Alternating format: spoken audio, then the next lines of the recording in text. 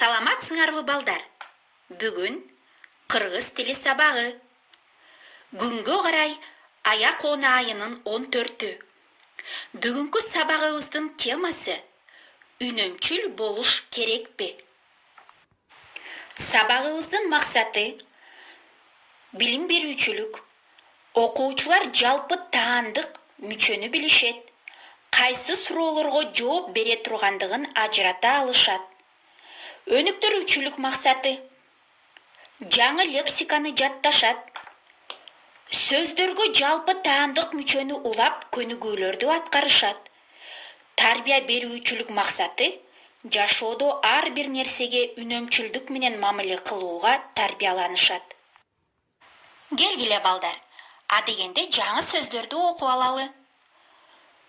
Суу түтүгү, водопровод, суу чоргосу, водопроводный кран, чыгым, расход, келечек, будущее, маани, смысл, үнөмчүл, бережливый, үнөмдө, береги, экономия, үнөмдүү, экономичный, үнөмдөш керек, надо беречь, надо экономить, корот, трать, ыргыт, выкинь.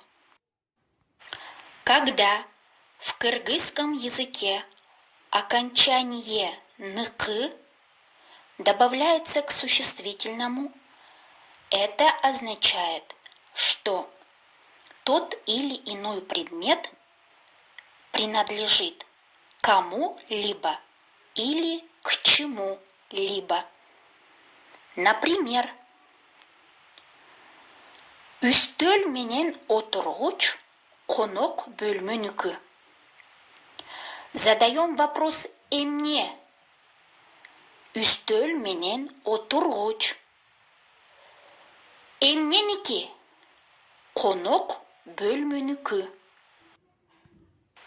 В переводе это означает, что стол и стул гостиной комнаты.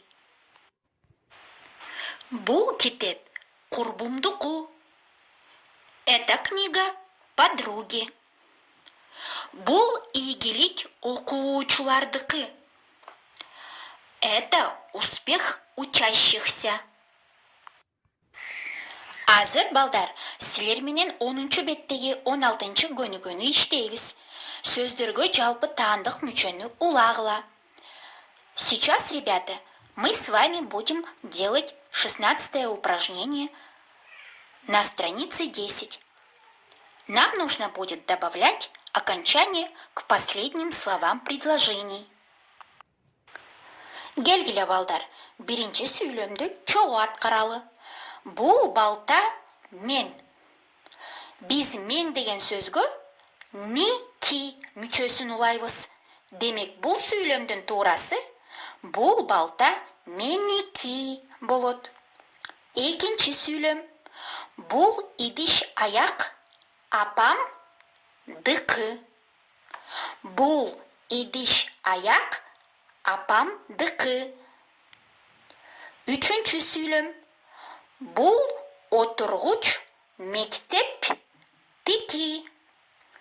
Бул отургуч мектеп тики. Калганын балдар өзүңөр аракет кылып аткарганга шашылгыла. 16-чы көнүгүүнү бүтсөңөр балдар, келгиле 17-чи көнүгүүнү аткарабыз. Үлгү боюнча сөз айкаштарын жазгыла. Китепкананын китептери. Китептер китепкананыкы. Ата энемдин акчасы. Акча ата энемдики. Үй бүлөнүн чыгымдары. Чыгымдар үй бүлөнүкү. Карагыла балдар. Оңой эле көрүнөт, Қалғанын өзіңір аракет қылып атқарғыла. Келгіле еме балдар. Азыр біз бүгін өттілген теманы жиынтықтайбыз. Қана, ким маға ағам, иним, досым деген сөздерге таандық мүчені қошып айталат. Азаматсыңар балдар. Азаматсыңар. Ағам деген сөзге біз дықы мүчесін қошоуыз. Ағамдықы, инимдики, досумдуку болот туурасы. Бүгүнкү сабагыбыз соңуна келип жетти балдар. Үйгө тапшырма 11-беттеги 18-көнүгүүнү аткаргыла. Сөздөрдүн антонимдерин жеби аркылуу тапкыла.